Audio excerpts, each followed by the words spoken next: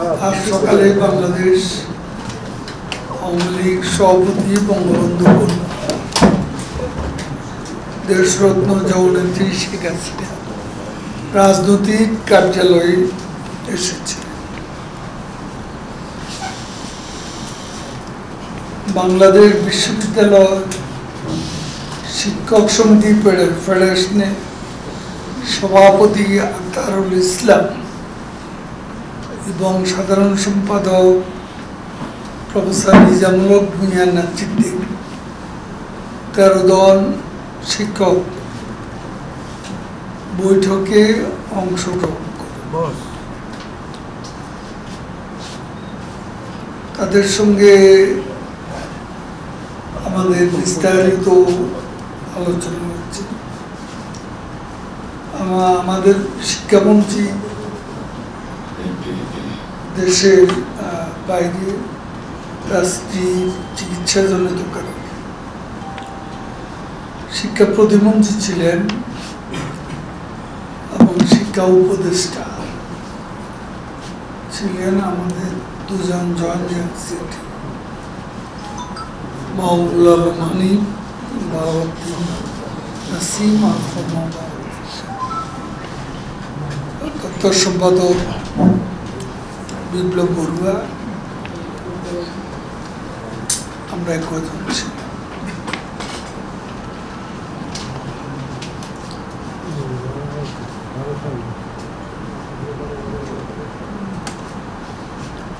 তবে এখানে একটা বিষয় আমাদের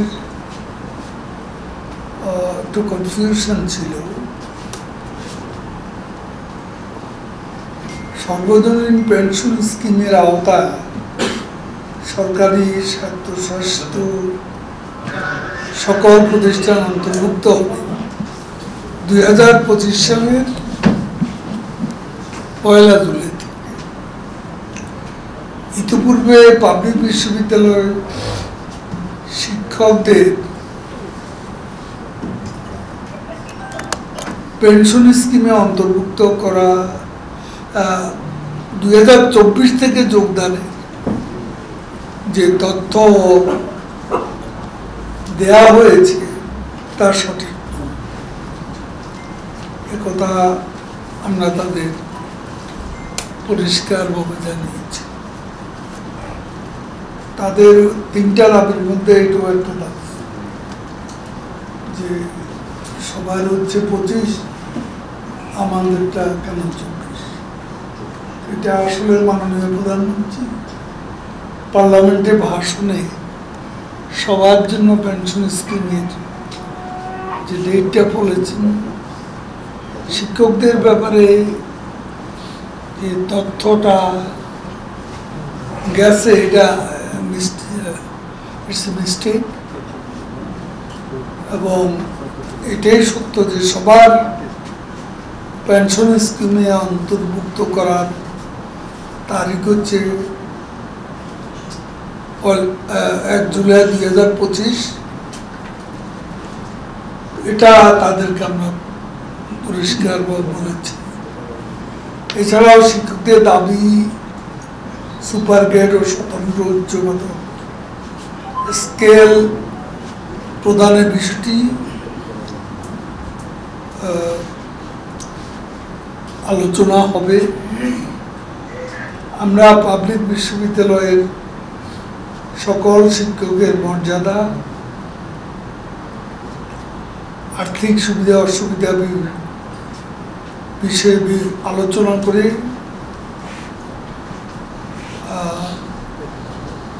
বিশেষ করে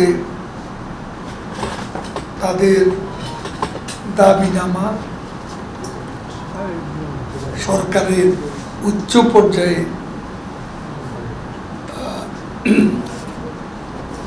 তারা লিখিত যে বক্তব্য দিয়েছেন প্রধানমন্ত্রী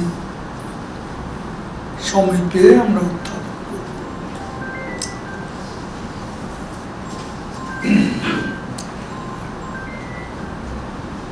পরবর্তী সিদ্ধান্ত আমরা আলাপ আলোচনা করে নেব। আলাপ আলোচনার ভিত্তিতে আশা করি সকল সমস্যার অচিরে সমাধান। আমরা বিশ্ববিদ্যালয়ের শিক্ষকদের কর্মবিরতি কর্মসূচি প্রত্যাহার করার জন্য অনুরোধ করেছি। শিক্ষক নেতৃবৃন্দ সাংগঠনিকভাবে তাদের ফেডারেশনের নেতৃবৃন্দের সঙ্গে আলোচনা করে সিদ্ধান্ত গ্রহণ করবেন বলে জানিয়েছে।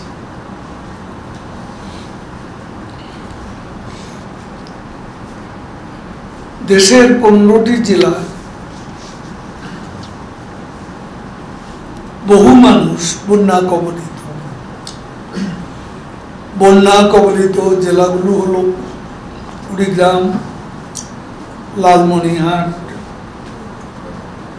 রংপুর, গাইবান্ধা, বগুড়া, সিরাজগঞ্জ, জামালপুর, নেত্রকোনা, সুনামগঞ্জ, সিলেট, মৌলভীবাজার, হবিগঞ্জ, ফেনী, রাঙ্গামাটি, কক্সবাজার। এইসব এলাকার প্রায় 20 লাখ মানুষ বন্যায় ক্ষতিগ্রস্ত। দুর্যোগ মোকাবিলা বঙ্গবন্ধু কন্যা প্রধানমন্ত্রী শেখ হাসিনার নেতৃত্বে আওয়ামী লীগ সরকারের সফলতা, দূরদর্শী পদক্ষেপের পরে এবং মানুষের আর্থসামাজিক ও অবকাঠামোগত উন্নয়ন ঘটায় এ বন্যা বা দুর্যোগেতে এখন পর্যন্ত এবার কেউ মারা যায়। এখন পর্যন্ত আশ্রয় কেন্দ্রে 36,223 জন আশ্রয় নিয়েছে। বন্যা কবলিত এলাকা নগদ 3,10,00,000 টাকা, 8,700 টন ত্রাণের চাল, 58,000 বস্তা, 58,500 বস্তা শুকনো ব্যাগ, অন্যান্য খাবার, শিশু খাদ্য কেনার জন্য 60 লাখ টাকা এবং গোখাদ্য কেনার জন্য 60 লাখ টাকা সরকারিভাবে বরাদ্দ দেওয়া হয়েছে। সরকারি সহায়তার পাশাপাশি সারা দেশে বন্যা কবলিত মানুষের পাশে দাঁড়িয়েছে বাংলাদেশ আওয়ামী লীগ। বন্যা কবলিত এলাকা আওয়ামী লীগ দলীয় জনপ্রতিনিধিগণ, স্থানীয় আমাদের নেতাকর্মীরা সহায়তা কার্যক্রম পরিচালনা করছে। বাংলাদেশ আওয়ামী লীগের ত্রাণ ও সমাজ কল্যাণ বিষয়ক উপকমিটি, আমিনুল ইসলাম সহ উপকমিটির সদস্যগণ দেশের বিভিন্ন স্থানে ত্রাণ বিতরণ কার্যক্রম পরিচালনা করছে।